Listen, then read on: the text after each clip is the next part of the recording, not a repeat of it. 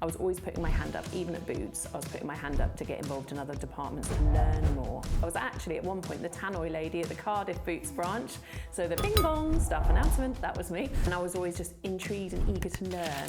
That attitude is just brilliant. Be eager, want to move forward, it feels like you're very curious. Hi, my name's Sophie Dekkers. I'm Chief Commercial Officer at easyJet. We employ 18,000 people across Europe, and this is my Duvet flip. If you were to look at your CV in 12 months' time, what are you adding to it that you won't add if you just carry on doing the same thing? How did you go from Boots to land that first job at easyJet? I've always worked hard. That's something that's in me, and I'm very lucky to have that. Over time it gets noticed. Are you going to become a pilot? Who knows? No. Well, I've tried in the simulator and I didn't do too badly. Instead of an F1 driver, maybe I could become a pilot. We talk at easyJet about the orange spirit. You can't bottle it, but it is this sense of positivity. There's no kind of, oh, that's beneath me, or I can't do that. What's your duvet flip? What gets you out of bed in the morning to flip the duvet? My duvet flip is... Sophie, welcome to my Duvet flip. How are you? I'm very well, thanks, Jack. Thanks for having me. Oh, well, welcome. I looked at, I've been stalking you a little bit, and I know we shouldn't say that online, but your career is just fantastic, and I want to go through it today. I want to learn so much about your secret ingredients to building a successful career, and others can do that as well at easyJet. But I want to start here. First job. Tell me about your first job. Like, why did you do the job? What was it? And if you was going back right now, Sophie, and looking at your 21-year-old self in that job, what would you be saying to your 21-year-old self? Yeah, it's really interesting. So my first job was actually at Boots, the chemist, and I actually had a number of jobs within the store. So one point I was the one doing all the fresh food and putting that in the chillers, so you had to be there at 5 in the morning when the chiller delivery arrived. I worked behind the pharmacy counter. I worked at the perfume counter at Christmas when all the guys come in and used to want to have something wrapped. What can I have that's wrapped? That was all they cared about. So that was my first job, and actually I worked at Boots quite a long time through my early years of finishing secondary school, going to university, and then slightly post-university as well. I would say I was always putting my hand up, even at Boots, I was putting my hand up to get involved in other departments to learn more, rather than, I could have spent all that time just in one department. Actually, I moved around lots of different departments. I worked in the back office. I was actually at one point the tannoy lady at the Cardiff Boots branch. So the bing bong staff announcement, that was me. So if anyone was in Cardiff Boots in 1996 to 99, then that might have been me. And I was always just intrigued and eager to learn. And interestingly, even when I went to the Derby branch of Boots, they said, which areas have you worked in? I listed them all out, and they said, right, we're going to put you on the photography counter, because I hadn't done that one. So I think it's an eagerness to learn, and always putting my hand up, happy to do the early hours, the late hours, whatever's required really, and being customer facing, because you meet such a diverse range of people, and being able to help people. That attitude is just brilliant. When I say it to anyone who's entering the workforce or going into a new job, be eager, want to move forward. It feels like you're very curious. Where did that come from? And what is your advice to others? Because sometimes, for some people, it's easy to get out of bed, be extroverted, put their hand up, want to be really curious. And for others, they don't know how to. So what is where did your kind of eagerness and your curiosity come from? But how can others who may not be there quite yet build that? Yeah, so mine probably stemmed from being a very young child. I've got a very short attention span. So my mum used to give me something to do when I was about 2 years old, 3 years old, and I would do it for 10 minutes, and then I'd say, all right now. So it was a known phrase in the family that Sophie would say, all right now, which is like, what's next? So I've always had that curiosity. So I've been quite fortunate, as you say. Some people kind of innately want to be curious about things. But I would say for people that aren't naturally as curious, because I am fortunate to be curious, I would say think about what's going to be different in the next 12 months? As in, if you were to look at your CV in 12 months' time, what are you adding to it that you won't add if you just carry on doing the same thing? So thinking about building, and so 12 months whizzes by, and it'll feel like a long time when you first start your career, but it does whiz by. And think about, okay, I could do exactly the same thing for the next 12 months, or in my current role, I could put my hand up and add a project or an opportunity or get involved in something else that we're doing either in a store or what we're doing in the office, and just get involved in something. It might not even be directly your job. It could be, lots of companies we have something called a people action group, that you can get involved in and help organise events and organise stuff. So it's kind of, what are you going to do that means in 12 months' time you can look back and say, I've done something differently than I was doing 12 months ago. And doesn't mean changing roles, it just means building and doing a different opportunity to build on your CV. Because otherwise you could get 3 years down the line, your CV looks the same as day one. So what else can you add around your role that helps you to grow and develop as a person and gets you noticed? And I think that's brilliant advice, because I don't think that's just for young people, right? No. That's for anyone going into any job. When you go in there, how can you add to yourself, your CV? And also that brings a little bit of selfishness into it, which then creates commitment a little bit, doesn't it? Yeah. Because you go, okay, if I've got my career here, but I'm going to build what can I do while I'm in the role to add that extra 1% to my CV? Exactly, 100%, yeah, exactly that. And if I was joining easyJet right now and I'm 3 months in, what would your advice be to me in terms of adding that 1%, adding that thing to my CV, without me kind of stepping outside my yet again, I'm a big believer that you go into a job, you do your job you do that job really, really well, and then once you've got that sussed, you then say, okay, what else can I do to add value? But what would your advice be to me? How would I go about, you talk about these fantastic groups that you've got, and we're going to go into detail in the second half. I want to know about all the groups, but what else could I do? So I would say my advice would be get on people's radars. And what I mean by that is you'll be known by your team, your boss, maybe a couple of people that are working with you, but you won't be known much more widely than whatever your role is required to do. And equally, to build on your point, I don't think you need to change roles every 3 months either, but whilst you're in a role and you're developing, delivering whatever that role requires, go and be curious. Go and talk to people and say, I'm interested about what you do in your functional area. Can I have a 15 to 30 minute coffee with you? I'd love to know more about what you do. And then you do the same with another person. You start to build up a network of people and a better understanding of the wider business, because otherwise you perhaps only see your bit of the business. And you might not think, oh, maybe my career could go that way or it could go that way. So I would say it's very hard for people to say no when you ask them for a 15 to 30 minute coffee. If you ask them for an hour, people go, oh, that's quite a lot of commitment. If you ask them for 15 minutes, do you mind if I just have 15 minutes with you? I'm interested to find out a bit more about what you do. Then you start to get on people's radars. So then when the conversations come up that there's a role in that area, they go, oh, I know Sophie, because I had a chat with her a few months ago, and maybe some of her skill set would apply over here. So my big advice is to get on people's radars. I love that. Get on people's radars, ask for a 15 to 30 minute coffee, don't make it an hour, too long, everyone's busy. Who should be on my radar? Because yet again, a fantastic organisation like easyJet has got thousands of staff, and there's so many skills that you could go and actually have on your radar. You'd be there all day having 15-minute coffees, and you have to be very selective. Yes. What would you say in terms of, is that someone who's in a job that's probably 2 steps above what I want to do? Is it someone in a new department that's doing my role in a new... who should be on my radar, Sophie? I would look... the natural one would be to look at who's a similar level to you that's doing a similar job in a different department, but that's not going to stretch you. So I would look at those functions that are completely kind of away and distance from what you do, because then you're going to kind of understand areas of the business that you might not know anything about.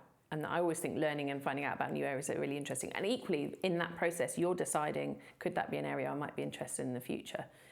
So one example in my career, I was offered the opportunity to work as scheduling director.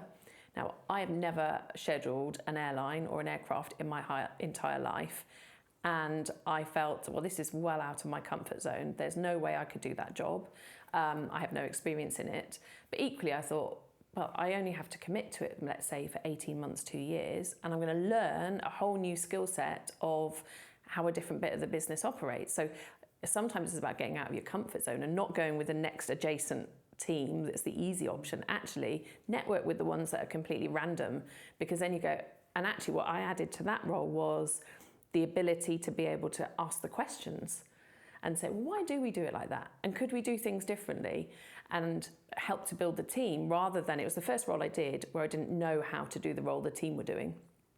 But I was able to then, it gave me permission to come in and go, well, I'm not sure, we've done it that way for 30 years. Well, does that mean it's the right way to do it? And actually now we're bringing in completely new scheduling software. So I think I would take yourself out of your comfort zone. Don't go for the easy options of who you have the coffees with. Go for the random department that's 3 departments away, just to find out about it. And so you never know. Randomise it. You might find something and then you go, oh, do you know what? I never even dreamt of doing that. And those are where the opportunities come up, I think. So you was approached to do the director of scheduling role, and you thought to yourself, imposter syndrome, what can I do? Do I even know how to do this? But you said, you know what, this will give me an opportunity, 18 to 2 years, to learn stuff and know a little bit more about the business. In that department, what is a director of scheduling, and who is that team in it, and what do they do? Yeah, so the scheduling department essentially we've got 330 aircraft. They'll take each aircraft and they will build what their aircraft is going to fly in a day. So for example, take aircraft number 1 and you say this aircraft starts at Luton, it's going to fly Luton to Edinburgh and back to Luton. It's then going to go from Luton to Alicante and back to Luton, and then it might go to Luton to Marrakesh and back to Luton.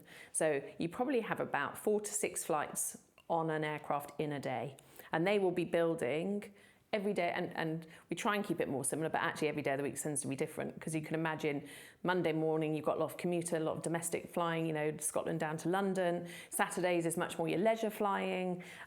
So the team there are building the schedule, and obviously your winter schedule will be different to your March, to your June, to your August. So they do that complex job of building every single line of flying that the airline then flies. That's incredible. And if someone was going into that role, what would they come out with in terms of skill set after doing it for 15 months, 12 months? What was that? Because that seems like those individuals can project manage anything. If they can project manage an airline. Yeah, so from that, it's a lot of problem solving, because it's a bit like a massive jigsaw. You know, take the input from the network team that say, we want to fly 5 times a week to this route. And then and we want to fly 10 times a week to this route and 6 times a week to this route.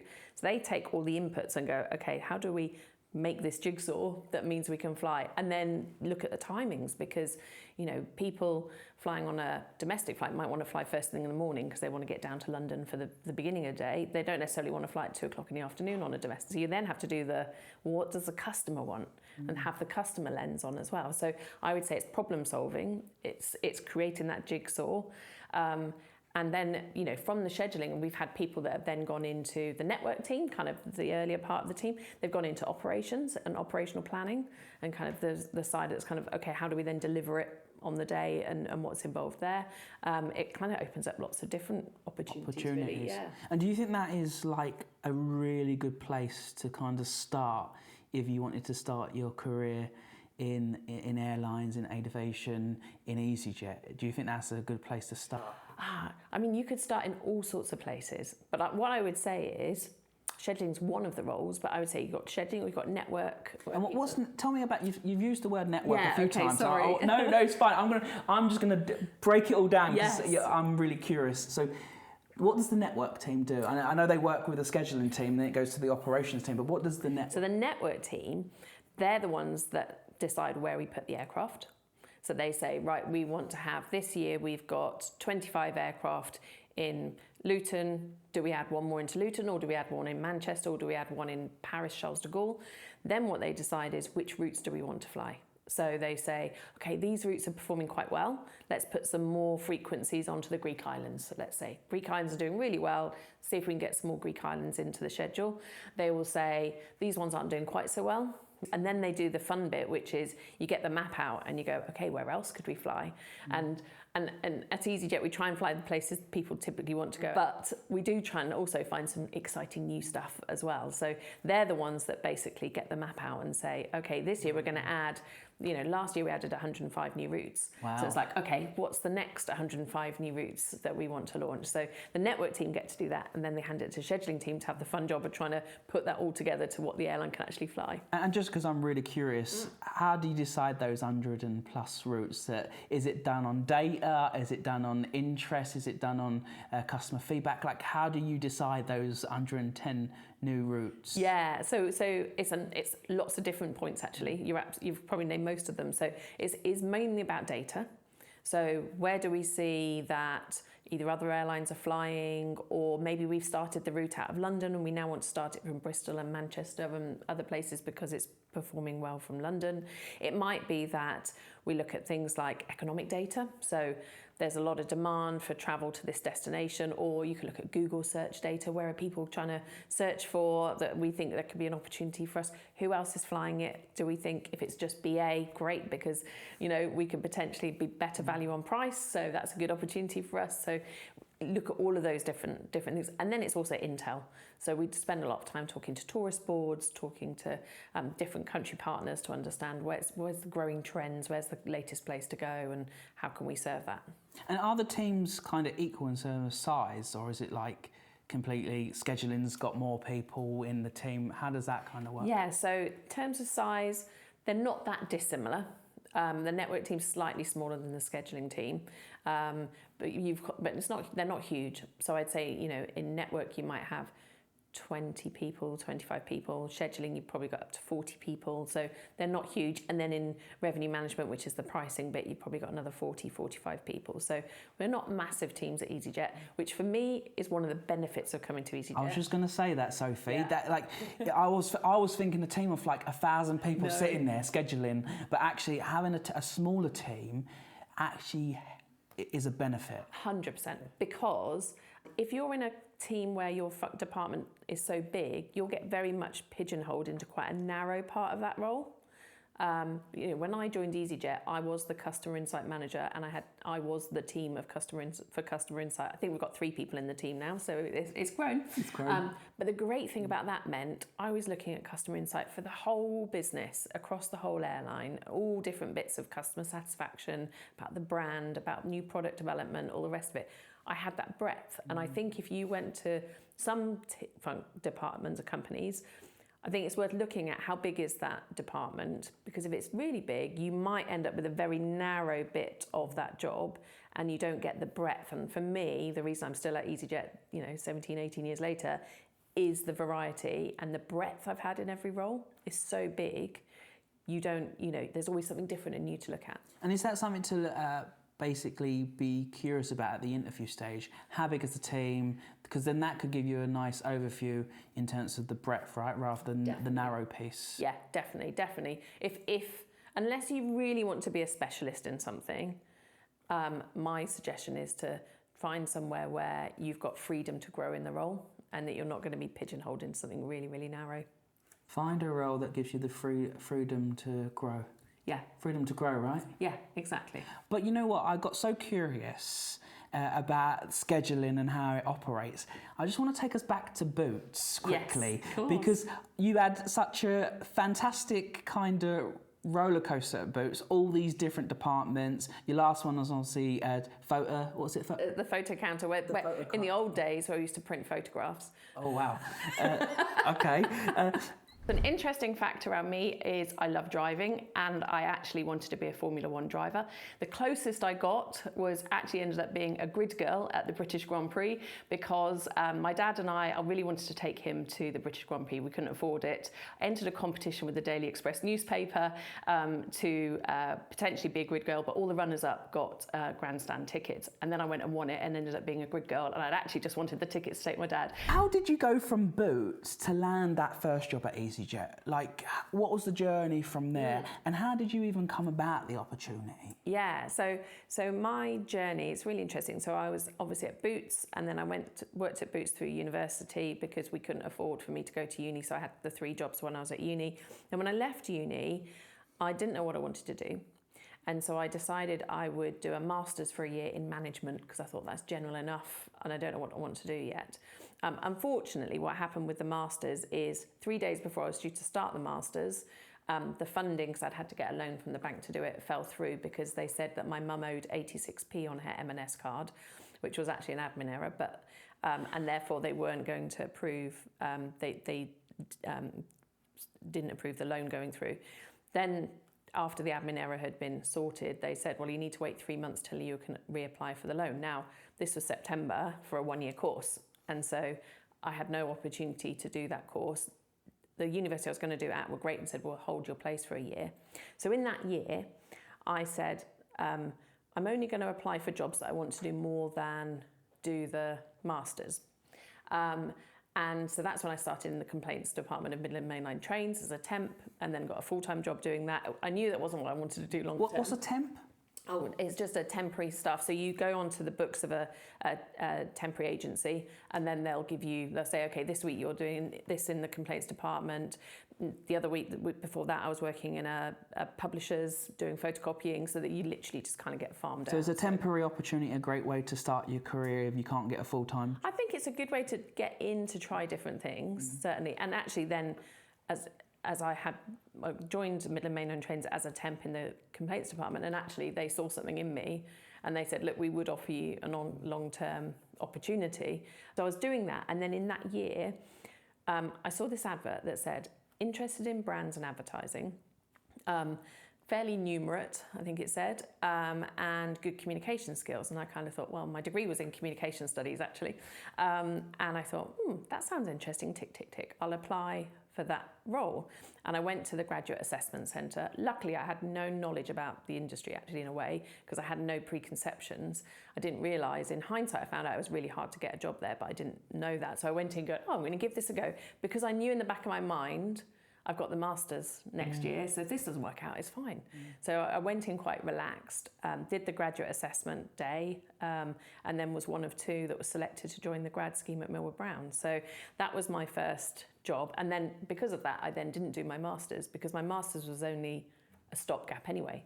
But that was great, because at Millward Brown, so it's a market research company, but you're doing projects for Ford, Vodafone, Unilever, Gillette, all at the same time. So I had like 8 or 9 clients I'd be doing projects for, understanding customers for them and so on at the same time. Go back to your point, that breadth, not that narrow. Exactly. So I was doing that for 4 years. And what was really interesting there, and I think there was probably a career learning for me there, when we all joined as grads, we were all earning £15,600. That was like the starting salary.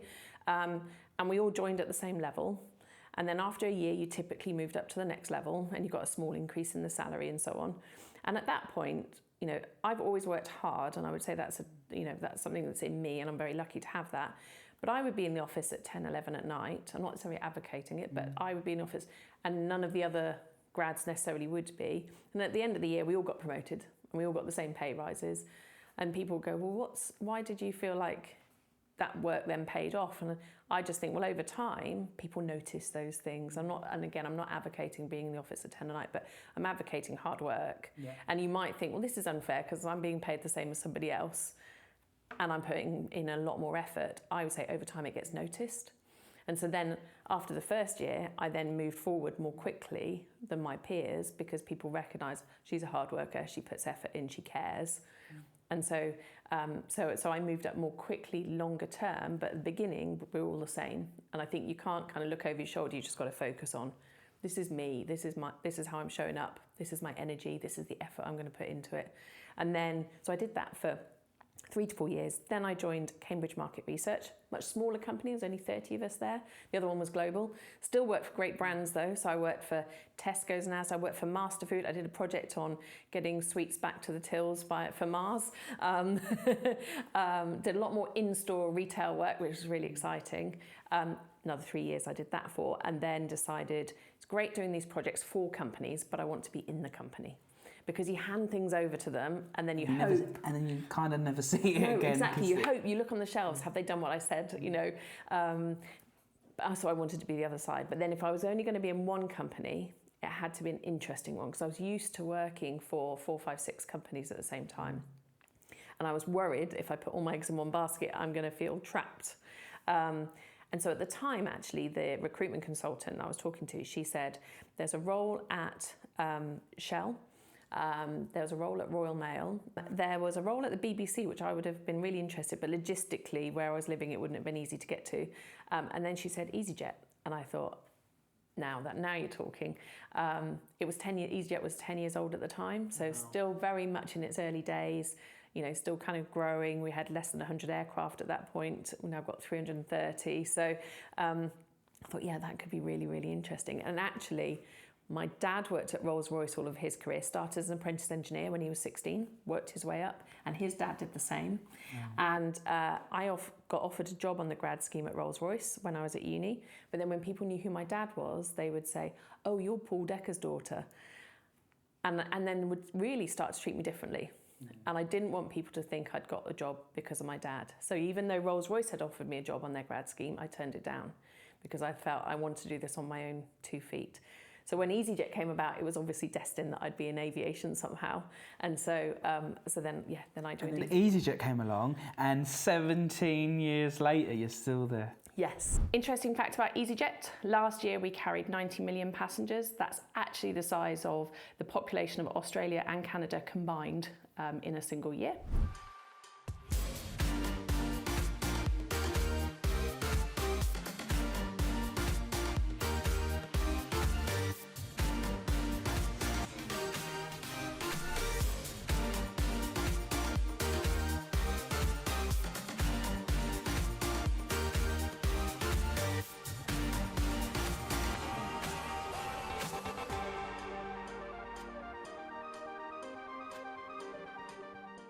Your career, I keep saying it, I'll keep saying it again, just fantastic.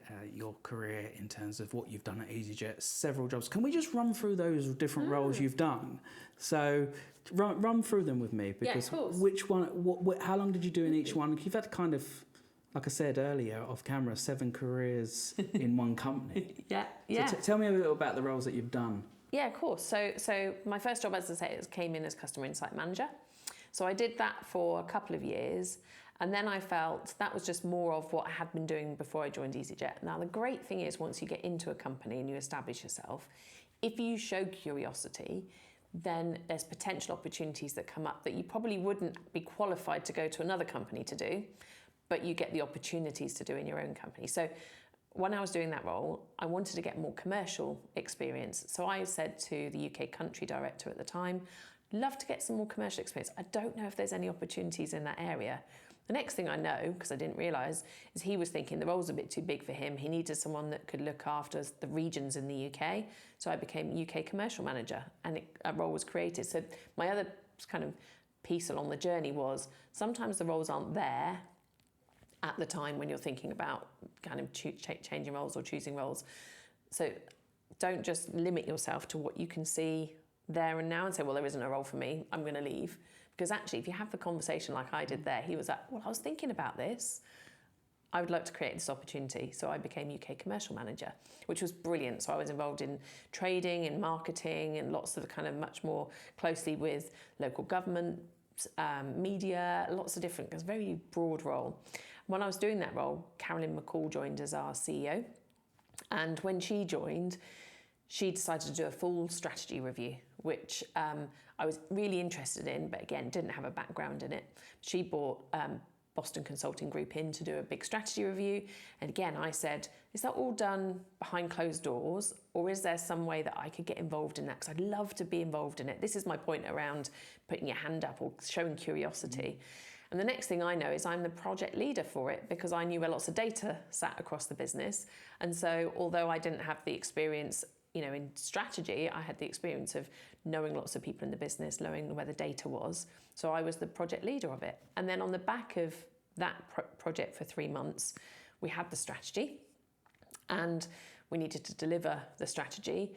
And I became head of change because I'd gone through the whole strategy and I've been at easyJet and they knew who I was. I got the opportunity and I went through the interview process and alongside 3 others, and I was the successful candidate and became head of change.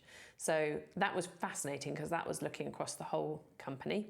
And then on the back of that, one of the big strands of change, so I did that for about a year.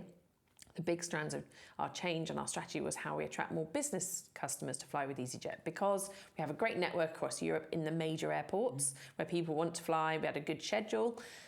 One of the big things is how do we get more business travellers? So I took on the role of head of business proposition to develop what we could do for business. So things like fast track security, things like easyJet Plus, things like speedy boarding, all of these things helped to develop in that role as head of business proposition. So again, it was kind of showing curiosity. It was kind of Asking putting the my questions, hand up, right? asking the right questions, exactly. So I did that role for probably another 2 years. And then when I was doing that role, I had my first daughter. She's now 12. When I was on maternity leave, I remember sitting in the garden in the August and due to come back in September. And the person who was currently the UK country director, who I'd previously been reporting into it before, resigned to go to work for another airline as chief commercial officer.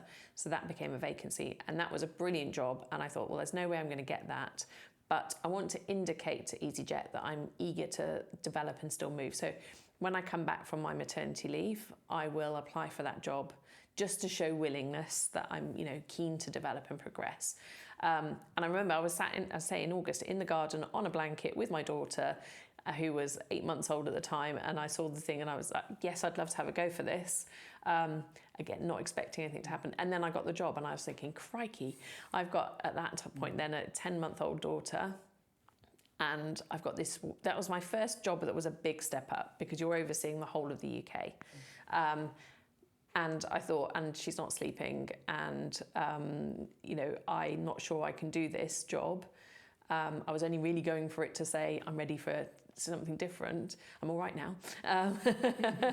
And I got the job, and I did that job for 5 years. It was brilliant. What is your advice to young parents who may think to themselves, or parents that have just had a baby, that, oh, I can't do that because I've got a baby? Like, you're just a perfect example of, no matter who you are, where you are, women can achieve and go for it. Yeah, 100%. Yeah. What is your advice to the young women, but also the women that watch this on LinkedIn and stuff? What is your advice to them? So my advice is, don't hold yourself back.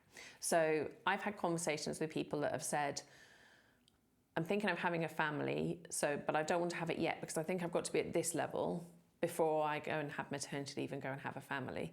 My two biggest career steps up have been when my daughters have been 8 months old. So when so I've got a 12-year-old and a 5-year-old. In 2019, I had my daughter. We then went into COVID. Then I had just come back to work in the September. And in the December, the CEO, Johan, rang me and said, we want you to be Chief Commercial Officer with immediate effect because your predecessor has gone to another competitor.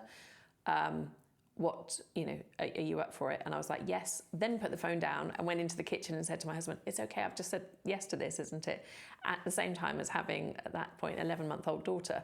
So I think if I'd thought about it or been asked to apply for that role, I would have found 10 reasons why not to apply for the role. One of them being I've got an 11-month-old daughter. But because he'd said to me, we want you to do this, and I just said yes without thinking, I didn't hold myself back. But I think we too often hold ourselves back unnecessarily, because both my big steps have been when I've just been back from mat leave. So if people think, oh, I can't go and have a family yet because I've not reached a certain level, and if I do go and have a maternity leave, that's going to hold me back. Not in my case, not at all. I think one of the things, I've been at easyJet long enough that I'd proven myself and they knew kind of that what I could deliver. But I would just say, don't hold yourself back. That's my biggest tip. And don't feel like there's got to be a right time in your career, because I don't think there is. I think it's when it's the right time for you. I think that's great. So don't hold yourself back.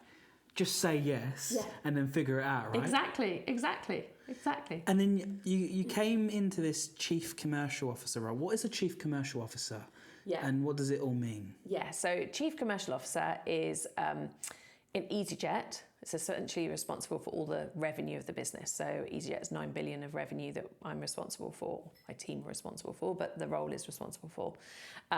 At easyJet, I get all the fun bits, as I mentioned earlier, from where do we put the planes, what time do we fly them, how much do we charge people, and what else can we offer them, like in-flight retail, for example, what's on the trolley, that's all in my team as well. So I get all the fun bits. I'm so lucky to have a job with the breadth in a company that's so positive. We talk at easyJet about the orange spirit, and then people say, what's the orange spirit? You can't bottle it, that's the thing, but it is this sense of purpose, a sense of positivity, and a sense of, what we actually do is we fly people on their holidays, we fly people to connect them with friends and family, we fly people to do business, to grow their business. What we're actually doing as our purpose is such a positive thing.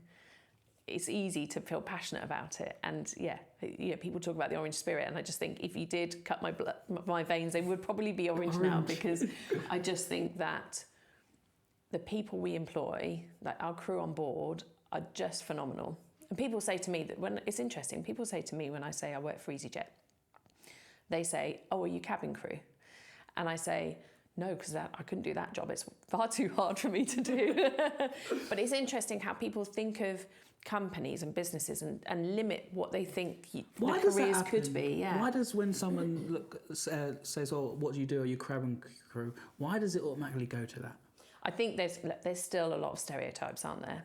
I've got blonde hair, I'm female, I must be cabin crew.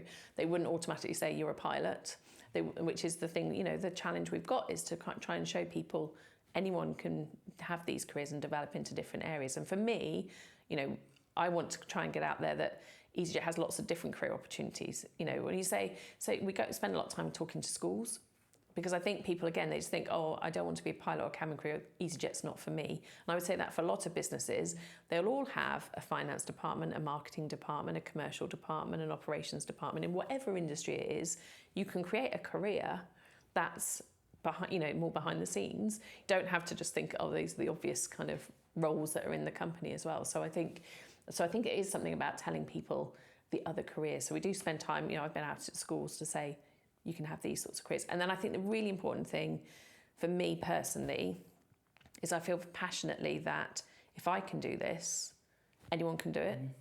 I didn't come from a privileged background. I went to state school. We didn't have very much growing up. As I say, we had challenges that meant I had to have work all the way through from when I was 15. You couldn't do your masters because there was a mishap with the loan stuff. Yeah, exactly. So, and so I feel that I've just come from I'd say normal background, and I've been able to end up where I am. And honestly, I didn't even dream that I would end up here. So it's not something I've said, right, when I started my career, I want to be there. I never thought I'm going to be there. And even when I joined easyJet, I pinch myself now that I do this job, because I just look at the next step. Oh, I think I could have a go at that. I've never thought 4 steps up, I want to be the CEO, And so I think each time I'm like, oh, do you know what? There's things in the way the person does that role I really value, but actually there's some bits I would do differently. And that gives me courage to go, okay, maybe I could apply for that job. And so it's that's helped me go. But each time it's sort of, well, maybe the next step is in reach. Rather than going, I want to be there, and then getting frustrated maybe because you're not progressing the way you should be. It's kind of take each step as it is and enjoy the moment you're in, rather than trying to spend too much time looking at the next moment. I've interviewed 4 easyJet employees, and now you, the 5th one, and you all talk about the orange spirit in so much passion and realness, with kind of just, I just love it, and I want to say, what is it? But I can feel it. And what I'm seeing and hearing really clearly, it doesn't matter if you start in customer service, whether you start as a pilot in the pilots, whether you start as a cabin crew, you can actually grow and do whatever you want to do. If you're curious, you put your hands up and you embrace the orange spirit. Yeah, 100%. And I would say just be prepared to roll your sleeves up as well. It's interesting when I interview people now. What about if you don't wear any? Well, yeah, they're fine. Just roll them a bit higher. Mine are half rolled up. But it's interesting because I interview people that are now quite senior to come in from very senior positions in other companies. And I have to say to them, one day, if there's no paper in the printer, I'll put paper in the printer. It's not his job to put paper in the printer. Equally, the next day I might be meeting the Prime Minister. But it's that ability to say, well, if someone needs toilet roll, I'll put toilet roll in.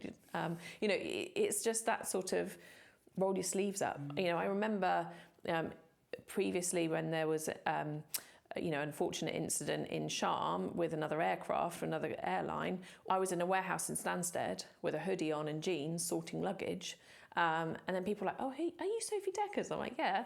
And they said, what are you doing here? I'm like, well, it's no one's job to sort this luggage. We need to get it back to customers. Today, I am person equal to everybody else that's here.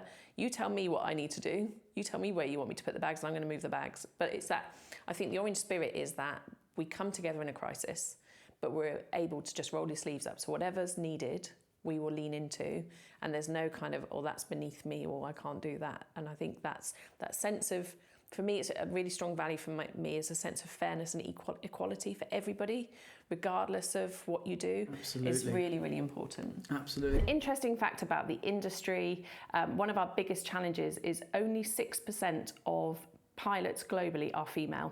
And that's a massive challenge for us as an industry. We're making massive strides towards changing that at easyJet, but as an industry, it's a global challenge that we all face. And along with the Orange Spirit, you have some fantastic employee resources groups. Tell me about the groups. Yes. So I know this is such a passion of yours. It is. No, you're absolutely right. And it goes back to, if I can do this role, then anyone can. But equally, as a working mum, if I can do this role, anyone can.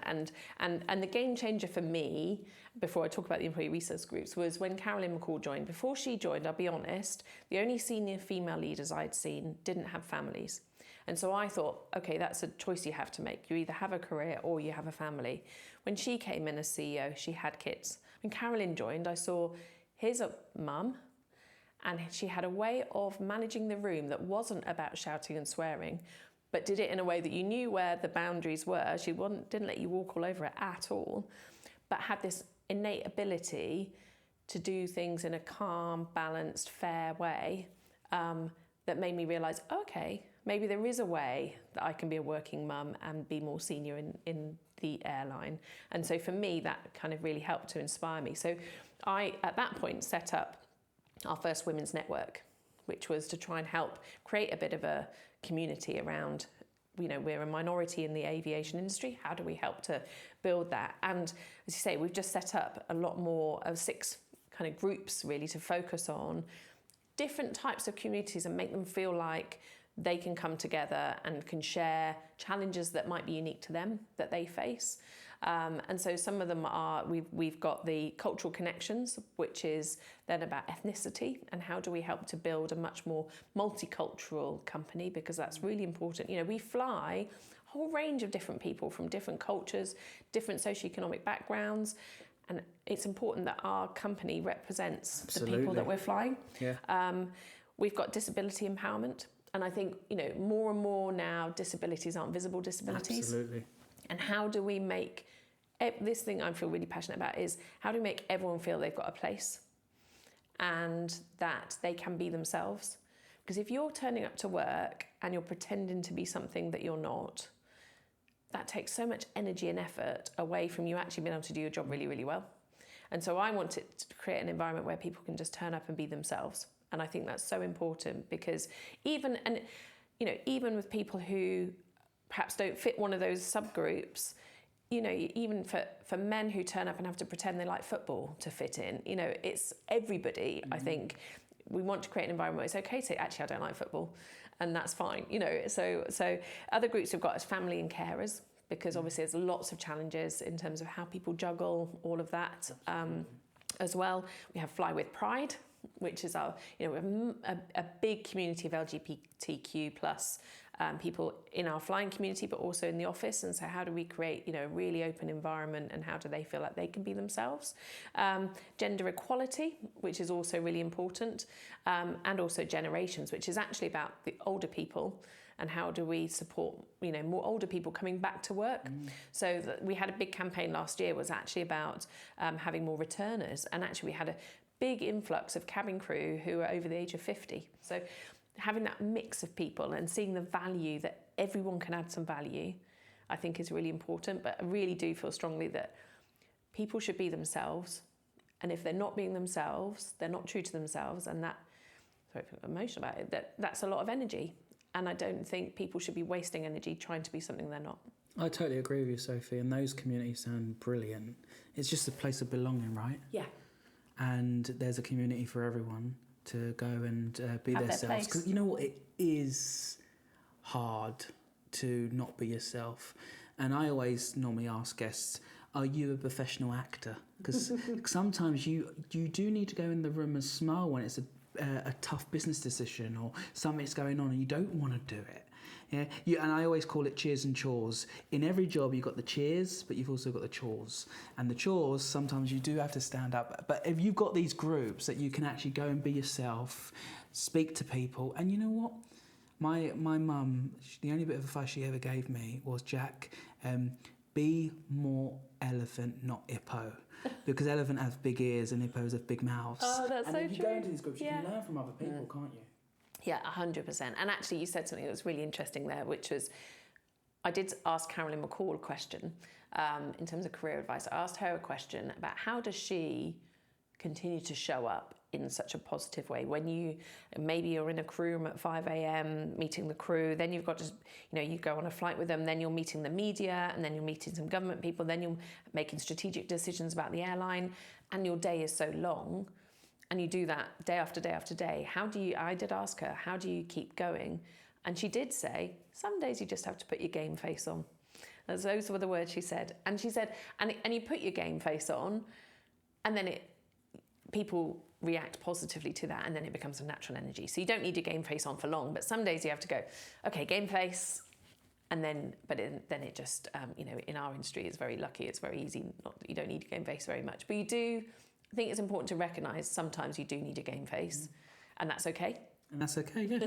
That's okay. And this show's called My Duvet Flip, but we will also say if you're not wanting to flip the duvet today, as long as it's only one day, do that as well. Yeah, just right? be kind to yourself. Just be kind. Be kind. We've only got time for one more question. Are you ready for it? Yeah. What's your duvet flip? What gets you out of bed in the morning to flip the duvet? I'm going to have 3 things. You can have as many things as you want, Sophie. My duvet flip is variety, curiosity, and positivity. Those are the 3 things for me. So variety is I get out of bed because I know today will be different to yesterday and that tomorrow will be different again. And I'm really lucky in my role that it really is different every single day.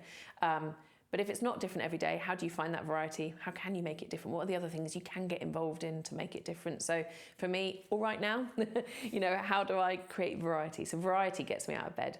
Curiosity, we've used that word so much, and I'd already thought this is something for me, which is just being intrigued about things. And this runs into the piece about belonging. I love finding out about people and difference, and I seek difference in the people I work with. So I'll consciously recruit different people into my team because I don't want to just recruit all the same people. And sometimes that takes you out of your comfort zone because you're going to say, well, that person's going to challenge my thinking because they're very different. But unless you hear the different thinking, you're just going to carry on the same way. You're not going to find the innovation or the new ideas. So I really think it's important to have curiosity and surround yourself by lots of different people and not lots of people are the same that are just going to nod and go, yeah, that's right. Agree. And then positivity. I mean, I'm really lucky that, as I say, what we do as an airline has a really positive purpose. I'm naturally optimistic. I remember my first job, someone said to me, you're never negative, because I'll just be saying, oh, at least the rain's not as hard as it could be, or something like that. And I just think that keeps me going. That's a lovely way about you, isn't it? If you can just see things positively. Obviously, there's things that get in people's way and stuff, but you know what? The rain's not as hard as it could be. It's lovely, isn't it? I just want to say thank you for sharing your wisdom, sharing your career journey, coming here so positive and giving us variety as well in terms of your career and learning. So thank you so much, Sophie. Brilliant. Thank you, Jack. Thanks for having me.